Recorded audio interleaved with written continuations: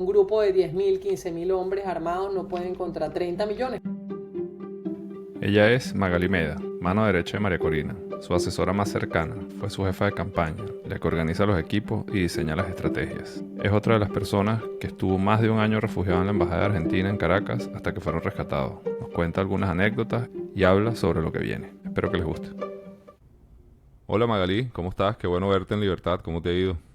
Hola Jesús, ¿cómo estás? Igualmente, yo feliz de estar libre. La Claro, libertad sabe sabroso, a pesar de que duele para Venezuela. me imagino. Cuéntame, tú sí me vas a decir cómo se escaparon, cómo los rescataron. Bien, con mucha, con mucha fortaleza, con mucha fortaleza y creo que de lo que estamos hechos los venezolanos, ¿no? Tenemos muchas capas de dolor y de fuerza y de energía y eso ayudó a que todo pasara, el rescate, el escape, todo. Bueno, y ustedes las mujeres venezolanas son muy bravas. Buen punto, buen punto, buen Sí, sí, punto. totalmente, totalmente. Hablé con Omar, hablé con Claudia y un pequeño como recuento me contaron un poco cómo era la dinámica de ustedes allá adentro y que tenían unas, ¿cómo se llama? Como unas tareas distintas del tema político, ¿no? Porque el tema político ya más o menos todo el mundo lo conoce, pero ¿tú qué hacías dentro de cuál era tu rol no político dentro de la embajada? Que Humberto y que era No, cocinero, etcétera, no, como no, mira, Jesús, yo le estaré agradecida a Humberto para siempre, porque realmente encontró en la cocina por muchos meses digamos, su momento de centrarse y de mm, meditar y literalmente nos mantuvo amados a todos, ¿no? Queridos a través de la comida. Y no solamente eso, sino también a través de su proceso de invención. Yo tengo la particularidad que mi marido es un tipo muy creativo, mm, realmente es un reparador, es un tipo que arregla todo, o sea, es muy meticuloso en las cosas. Entonces yo estoy acostumbrada a eso y conseguir que Humberto pues nos atendió con el tema de la comida y además con todas las ideas para poder subsistir en una situación así, se lo agradeceremos por siempre. Yo particularmente siempre se lo digo, por siempre. Y cada uno de nosotros, pues igual en el caso de Omar, esa sensación de tener ahí a una persona con tanta serenidad, con tanto aplomo, tan claro del concepto de la historia y la juventud de Pedro y Claudia, bueno, mm, para esa energía también y esa angustia, porque mientras más joven, más angustia, ¿no? Ese claro. encierro, esa falta de proyecto personal. Y en el caso de Fernando también, Fernando fue un hombre que vivió muy duro su proceso y lo que hizo fue como reflexionar mucho hacia adentro, cómo ser una mejor persona cuando saliera de esa situación. Le dedicó muchas horas a eso y lo compartimos y lo vivimos, mucha Mm, reflexión con Fernando y bueno, y terminó siendo muy duro para él porque bueno, porque te secuestran de tu vida personal y familiar y de verdad eso es un golpe claro. terrible, ¿no? Pero en mi caso particular, yo te digo, por ejemplo, la anécdota, Beto lo dice siempre, lo de las guacamayas y el nombre de la guacamaya, la verdad es que fue una cosa absolutamente natural en el tiempo. Pasaban, eso es una casa, la embajada de Argentina en Caracas está montada en una colina en donde la vista completa es impresionante porque tienes casi, no sé, 360, sí, ¿no? casi, no tanto 360, pero sí 260. Ok. Y la verdad es que esa zona de la ciudad tiene el tema de las guacamayas se proliferó de una manera hermosa porque tiene Sí. muchas matas de palmeras, ¿no? Ok. Pero no se acercaban. Y fue un proceso de meses de literalmente ponerle comida, hacerle señas, obviamente por un proceso de encierro. Y la verdad es que a mí me distraía hacerlo, era como un reto, ¿no? Entonces, hasta que un día, Jesús, de repente las guacamayas Empezaron a simplemente llegar. empezaron a llegar y después no se fueron. Eran casi, o sea, iban a la puerta del cuarto y literalmente, Qué bárbaro. increíble, de verdad. A veces habían 25 guacamayas alrededor de nosotros y todo el Wow. mundo se fue integrando en esa dinámica y terminaron siendo una gran compañía tanto en la mañana como en la tarde, porque ellas amanecían muy temprano ahí y después se regresaban en la tarde como a despedir el día. Y eso fue un proceso muy bonito de paciencia, ¿no? De Claro. resiliencia y de buscar la manera de tener contacto con algo, ¿no? Y aparte de eso, bueno, mi rutina, yo soy una persona como muy planificada, Jesús, entonces barría muchísimo, pasaba el día barriendo. Ah, tú eres la que barría. Sí, me dijeron que No, había alguien no, que barría eso todo es el un día. jardín y todo el otoño serán muchas hojas y como no había Mm, agua, esa sensación de mujer de pues, del proceso de limpiar, ordenar. Sí. Yo lo que hacía era, como no tenía agua, entonces barría el patio de manera que el patio estuviese impecable, sin hojas, casi todos Claro. los días. Pasaba horas barriendo y eso me ayudaba a meditar y a simplemente estar como enfocada y concentrada Mm. en lo que en todo lo que mi cabeza estaba haciendo, que era muy intenso, ¿no? En las tardes era horrible porque, bueno, la luz obviamente del día se iba y ya todo el mundo se recogía muy temprano porque era una casa completamente negra, pues. Mm. Y ahí empezaba la parte difícil emocional de reflexionar sobre cómo llegamos aquí, que, o sea, Y lo vale la injusto de pena, toda ¿no? esta situación, totalmente, totalmente, la distancia familiar, el dolor que le produces a la familia, porque ninguno de nosotros hizo o sea, trabajamos en la democracia para hacer sufrir a nuestras familias, todo lo contrario. Claro. Y esa parte es muy dura, Jesús, muy dura. Hablando también con Omar, bueno, él destacó muchísimo cómo se sintieron un poco solos o abandonados por los cuerpos diplomáticos en Venezuela. Y creo que está pasando no solo en Venezuela, sino, digamos, a nivel mundial. Pareciera que muchas instituciones, Naciones Unidas, etcétera, como que dejaron de funcionar.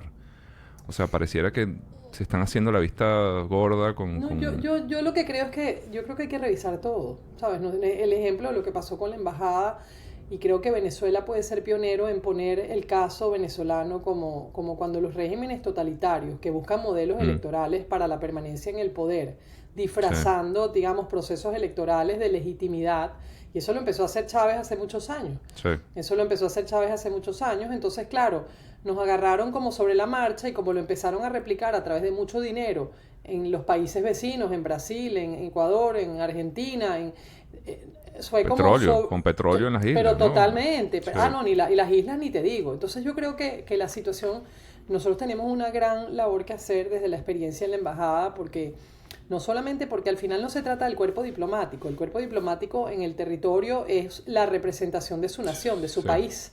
Entonces no puedes desconectar lo que hace un cuerpo diplomático dentro de Caracas con las decisiones que toma su país con respecto a situaciones diplomáticas. Mm, Entonces todo se terminó pasando hacia un amedrentamiento y una amenaza sobre ese cuerpo diplomático y no hubo reacción de sus propios países. ¿Por qué? mm, Porque al final, primero, bueno, hay la excusa siempre que ellos están ahí para custodiar y cuidar, digamos, sus ciudadanos extranjeros que están dentro del territorio venezolano. sí. Y después las relaciones comerciales que existen entre los países. Nosotros innumerables veces se los dijimos, le dijimos, bueno, si tú no puedes garantizar ni siquiera a tus propios empleados en la embajada local que están seguros, no puedes hacer nada. Recuerdo una anécdota que nos decían que, por ejemplo, en el caso de Rusia, Mm, jamás entra a un país si no está claro de cómo funcionan los convenios internacionales desde la Convención de Viena sobre todo y la Convención de Caracas. ¿Por qué? Porque obviamente es un país particular y sí. tiene que garantizar de alguna manera la seguridad para su gente.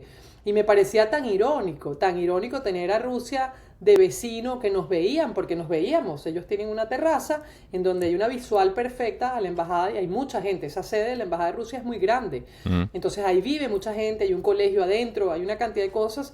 Y esa gente no tuvo, pero ni siquiera un mínimo de respeto hacia nosotros, todo lo contrario. Después que la planta, toda esa situación terrible de la planta, para mm, ellos era molestoso el ruido y gritaban y tiraban puertas y yo decía, pero vayan a quejarse con Nicolás Maduro sí. en vez de con nosotros, que estamos totalmente apagados aquí y sin posibilidades de nada, ¿no?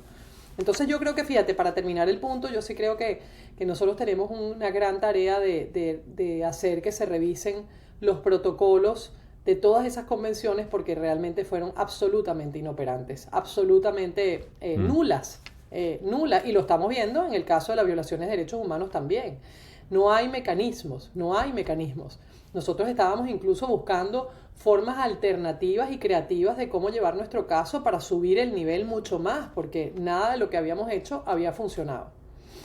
Sí, además comenzaron ahorita, parece el régimen de Ortega, ¿no? Empezaron a eliminar y a banear las ONG, o sea, los organismos de derechos humanos. O sea, que al final entonces está todo el mundo como feliz con una dictadura ahí latinoamericana. Totalmente. Y yo no creo que haya nadie feliz, lo que pasa es que no están las herramientas. Obviamente, yo lo he dicho en estos últimos días muchas veces, yo creo que tienen que tener mucho cuidado. No hay Mm, manera que la iglesia haga una normalización de una relación con el régimen criminal, porque estos son violaciones, o sea, entonces ¿qué? Entonces no existen los derechos humanos, ¿qué hipocresía es esa? No hay manera que las empresas transnacionales normalicen una situación económica con el régimen de Nicolás Maduro, porque como dices tú, ya es abierto, público, notorio, se están llevando no solamente el concepto de los defensores de derechos humanos, al ciudadano cualquiera, o sea, eso es un país que está tomado totalmente por el control. Lo vimos con las alertas internacionales de varios países diciendo, mira, mosca, que no vaya nadie, porque al final se trata de simplemente agarrar rehenes para tener cómo negociar con la permanencia y la estabilidad del sistema criminal. Entonces, esta situación cambió y no le va a ser fácil a ninguno, ni empresarios, ni la iglesia, ni empresas internacionales, normalizar una relación con un sistema criminal. En estos días te oí también en una entrevista que hablabas de que hay un grupito hay un grupito represor que mantiene a Venezuela arrodillada o la tiene. ¿Qué tanta gente es ese grupito? ¿Ustedes más o menos lo tienen cuantificado? Yo no lo tengo tan claro, pero yo creo que supongamos que son 10.000 hombres y mujeres, porque hay hombres y mujeres, yo los vimos nosotros. Parte de lo que montaron en la casa que confiscaron, que es una casa muy grande, familiar, que son varias casas allá adentro, por ahí danzaban hombres y mujeres, ¿sabes? Totalmente camuflados y con capuchas y todo en sus entrenamientos y amedrentando por ese lado. Al final tienen equipos nuevos, tú ves los vehículos que entraban y salían, nosotros podíamos ver todo.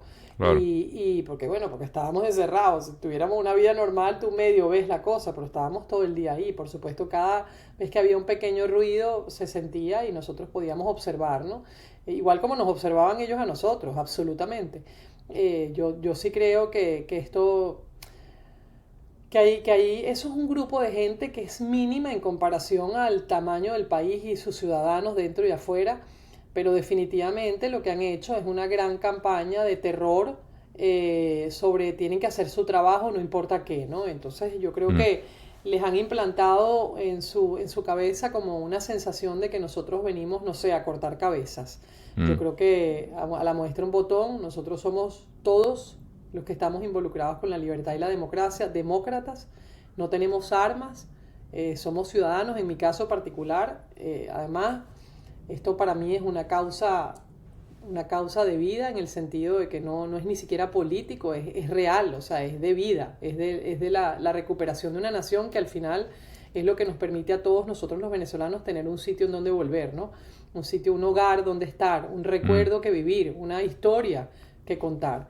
Es una causa que nos trasciende a nosotros mismos y creo que todos esos funcionarios que hoy, aprovecho esa pregunta para decirte, todos esos funcionarios que están hoy acompañando al régimen criminal, que se tapan precisamente para que no los identifiquen, ¿no?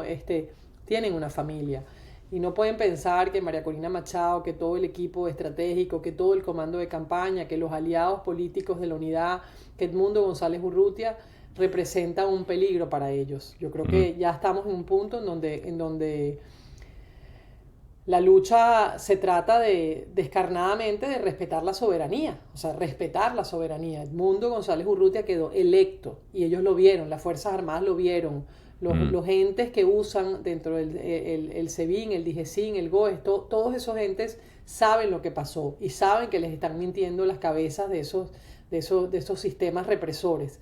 Entonces creo que toca un aterrizaje forzoso a la realidad y con la conciencia que toca parar, porque al final se están llevando gente totalmente inocente desde hace mucho tiempo, pero ya esto es otro nivel. Esto es como una creación, Jesús, de un gran campo de concentración. Sí. Y en ese proceso, bueno, lo vivimos en la historia y deberían leer un poco, ¿no? El que llenaba la planilla, el que decía te vas a este campo o al otro, el que llevaba la comida, todo eso es un proceso de servidumbre ante un sistema criminal. Entonces todo eso tiene una responsabilidad en el proceso que la historia tiene que ser muy implacable, por lo cual todavía están a tiempo de no ser parte de esta pesadilla que tiene que parar. De todas las cosas que has dicho, creo que se ha hecho de todo. O sea, han habido protestas populares y me voy a referir desde 2013 en adelante, o sea, 14, 17, etcétera. Han habido protestas, se demostró electoralmente que perdieron y no lo reconocieron. está completamente descartado que ellos vayan a renunciar. O sea, ningún presidente en el mundo renuncia. No creo que haya una invasión. Entonces, ¿qué crees tú que debe pasar? O sea, bueno, el tema militar, yo no sé si es la única opción. Yo no sé si ustedes hablan con militares, tienen alguna interacción. O sea, ¿cómo crees tú que puede ser la salida de ese desastre? Bueno, lo primero que te digo es que nosotros estamos saliendo, ¿no? Después de 1 año y 2 meses. Estamos reintegrándonos al trabajo, Claro. al entendimiento del momentum de la calle, obviamente, aunque lo seguíamos, no es lo mismo poder tener la libertad, además comunicacional, teníamos muchas limitaciones con respecto a la carga de los celulares por el bendito ventilador. Claro. Y sí te digo, yo creo que es verdad que ha sido una lucha muy larga, donde ha quedado mucha gente en el camino, donde mucha gente lo ha perdido todo, donde las familias se han fracturado de una manera quizás hasta, porque además mucha gente ha muerto, que Sí. sin poder enterrar a sus familiares, sin poder vivir. Yo puedo hacerte mención, por ejemplo, mi papá falleció hace pocos años y mi papá se fue triste, ¿no? Con toda esta situación y esas son muertes en donde uno le duele que no pudieron vivir, digamos, la libertad y el momento de la reconstrucción del país. Sin embargo, yo creo que la diferencia que yo veo, y tengo muchos años en esto, porque yo arranqué por una cosa absolutamente abstracta en el 2010 a ayudar en esto, ¿no? A ser parte de un equipo, a construir una fuerza. Es que en este momento la diferencia es que hay una coherencia de dirección política sólida, respaldada por la gente, con la confianza de la gente, y eso es un elemento que difícilmente antes, porque no es lo mismo una confianza con inmediatez, o sea, sí, yo voy a verla, desmenuzarla, estar en contra, después reflexionar, es como esas cosas en donde tú valoras porque te costó mucho, y en eso está el país. El país había perdido completamente la confianza, se dieron errores políticos en el pasado en momentos muy importantes que eso no hay que soltarlo, porque incluso la administración de los Estados Unidos lo dice claramente. Errores muy costosos de no lucidez y claridad, gente viajando a las administraciones pasadas pidiendo cosas diferentes, o sea, no había una coherencia. En este momento la legitimidad la tiene obviamente María Corina y Edmundo González Urrutia, en el sentido de que hay una línea estratégica y eso es lo que se ha venido siguiendo con muchas dificultades, porque no solamente uno avanza, sino el régimen también. Entonces, esa es la diferencia, una lucidez en el sentido de cómo enfrentar este modelo, muy doloroso. La gente quisiera que fuese mucho más rápido todo. No pasó, entonces ya no funcionó, no me vuelvo a ilusionar. Oye, yo creo que requiere bastante más madurez de la que a veces se plasma en las redes sociales. Primero porque hay mucha gente que lo ha dado todo, Jesús. Hay mucha gente que está detrás, nada más reflexiona sobre los policías metropolitanos, ¿no? Sí, Que tienen más de increíble. 20 años, 23 años secuestrados por el régimen. Y de ahí en adelante, nada más el hecho de que haya un venezolano que hizo mucho más y esté secuestrado por el régimen, nadie tiene derecho a abandonar la causa, nadie, porque esas personas están ahí con un sacrificio enorme, trabajando, y lo hicieron por un bien mayor que ellos mismos, que es la libertad de la nación. Entonces, para mí, cuando yo siento que la gente se frustra en las redes sociales y quiere, esto no funcionó tampoco, no crean en, yo digo, wow, ¿dónde hemos llegado hoy? El 28 de julio cambió la historia para siempre de Venezuela, porque se logró después de muchos años demostrar un triunfo brutal de 70-30 contra el régimen de Maduro. Sí. Ellos habían usado el proceso electoral para su permanencia a través de farsas, obviamente, y Claro, y después nosotros logramos normalizaban. revertir totalmente. Exacto. Esa es su Y, estrategia. y conseguían con quién normalizar. Sí. Por eso es que y el país está claro ahorita de los normalizadores naturales, como ni siquiera les importa, los desechan. O sea, se van a un lado. Tu normalización no me importa, no eres útil. Para mí es indiferente que normalices, porque yo entendí que esto es un proceso. Hablo de venezolano, digamos, porque Sí. además lo demostraron. El De a pie. 25, este domingo lo demostraron. O sea, simplemente vaciaron el país. Es un mensaje como fue el de las primarias. Le dieron toda la legitimidad con una contundencia brutal a María Corina para que hiciera llevar adelante su plan. Y eso fue lo que pasó.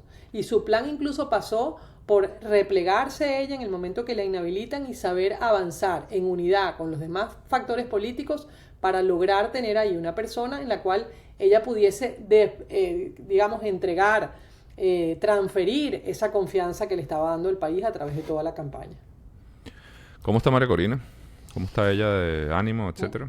Muy firme, cansada por supuesto, pero muy firme, trabajando muchísimo, Jesús, Mm, muchísimo, en que aquí juntos y además ahora con una tranquilidad enorme, porque obviamente con la conciencia de lo que significaba usarnos a nosotros, rehenes en la embajada, como mecanismo, de la embajada como mecanismo de presión, y esto le da a ella una tranquilidad enorme y bueno, y a nosotros el compromiso de apoyar y ayudar en absolutamente todo con la verdad, mira.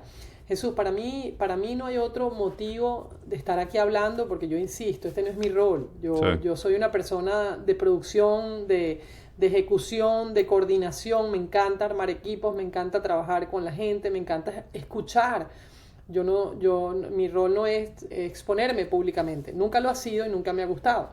Pero sin embargo hay un compromiso de poder darle más voz a la verdad. Y ese es mi único objetivo. Yo me estoy sentando frente a ti, frente a los medios, para hablar con profunda verdad de lo que ha pasado en Venezuela y ellos se ocuparon de silenciar todas las voces. Ahí tienes el Mm, caso de Perkin Rocha, por ejemplo, ¿no?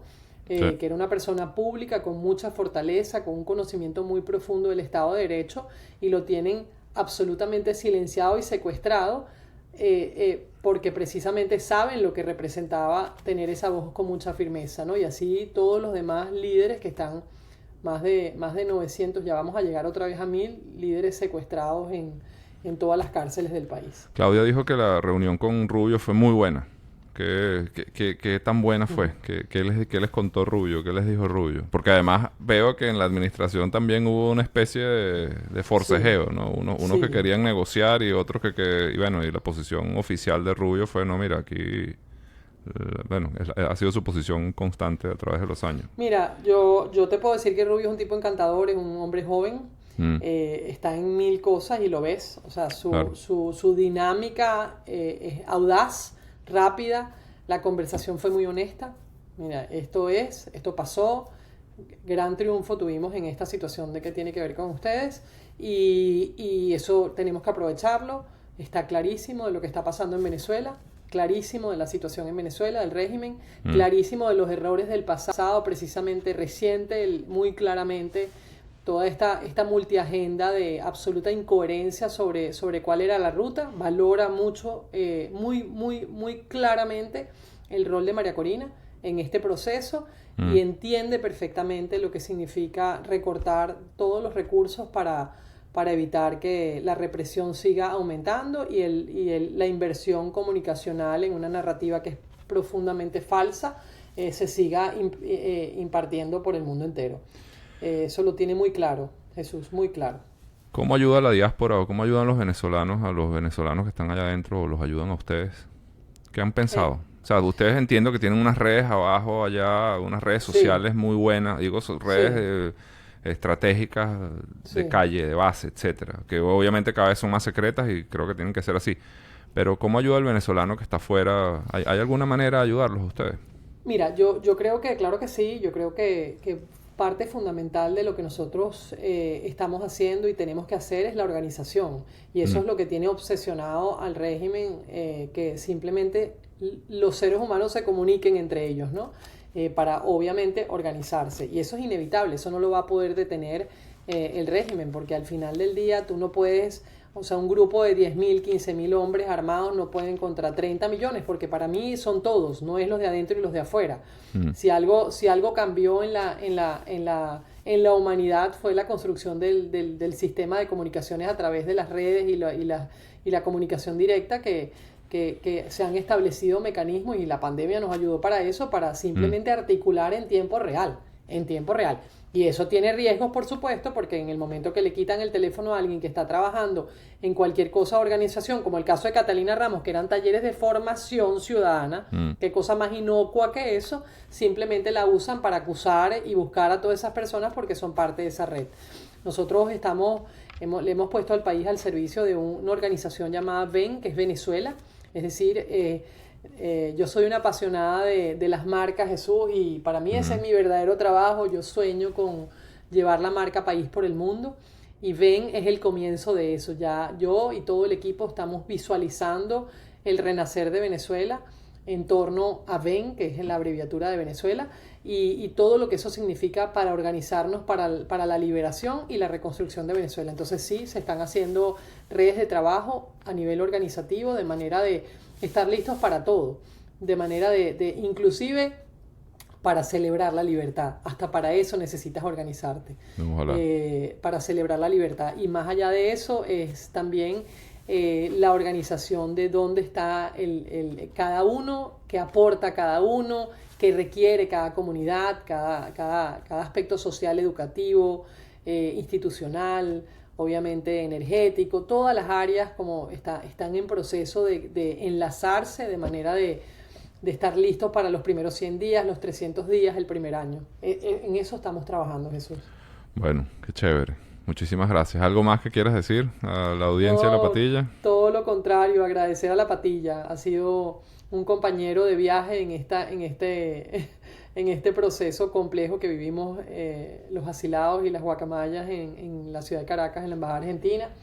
Agradecerles porque se mantienen ahí y porque estamos obligados a hacer lo que tenemos que hacer con la verdad por delante y que se produzca el estado de conciencia nacional. A mí me parece que estamos llegando a un punto en donde todo está puesto y alineado para que un estado de conciencia nacional prele y terminemos de salir de esta tragedia y esta gran mentira que tiene muchos años, incluyendo antes de que Chávez se muriera. Sí. Todo ese proceso de falsedad se construyó previo a la debacle que había por la enfermedad de Chávez y de ahí en adelante, bueno, por supuesto, fracciones de poder, pugnas internas y como yo siempre digo, Diosdado está acabando desde hace mucho tiempo con la posibilidad de que el modelo y la propuesta chavista permanezca como una opción política en el país, porque los está llevando todos a un estado criminal y yo estoy seguro que muchos de los que apoyaron ese movimiento de Chávez no son criminales. ¿Tú crees que entonces Diosdado le está haciendo daño al régimen? Pero totalmente. ¿Sí? Su visión. O sea, no crees que están todos alineados, sino que yo creo que su visión de permanencia en el poder los ha obligado a quedarse alineados con Diosdado, pero creo que es una cosa terrible, porque al final no hay vuelta atrás. O sea, tú no puedes salir a normalizar una situación cuando ya pasaste, transgrediste todas las líneas, y no nos vamos a callar, al final del día está pasando.